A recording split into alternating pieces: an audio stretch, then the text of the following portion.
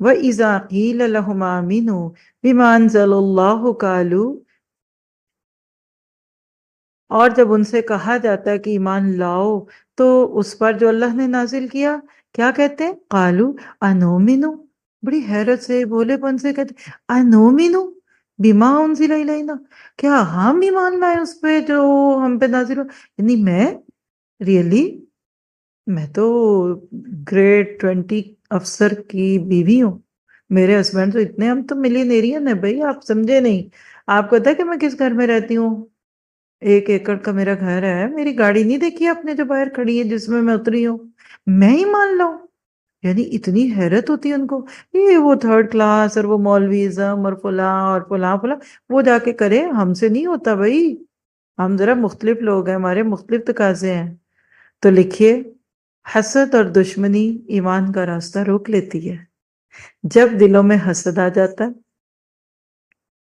اور جب کسی چیز کی دشمنی آ جاتی ہے نا، تو اس کے بعد پھر انسان کے دل میں ایمان نہیں آتا، یہ ہے فیتھ ان ایکشن۔ سن سن کے سن ہو گئے، عمل نہیں بدلا۔ 10 15 16 18 20 سال ہو گئے اس قرآن کو سنتے ہوئے، کئی تو سنا بھی رہے ہیں، ٹس سے مس نہیں ہوتے۔ وہ کہتے ہیں نا ایک دل کی بوٹی بڑی سخت ہوتی ہے، کبھی آپ نے قربانی کا گوشت پکایا اور اس میں دل کی بوٹی آ جائے یا کلیجی میں چلی جائے، گلتی نہیں ہے۔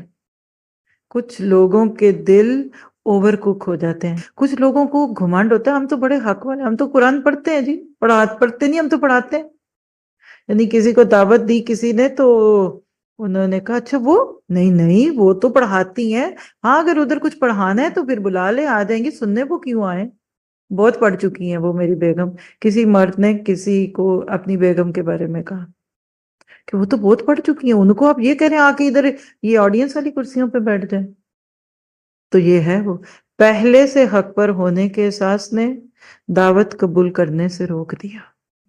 آج ایسے بہت ہیں۔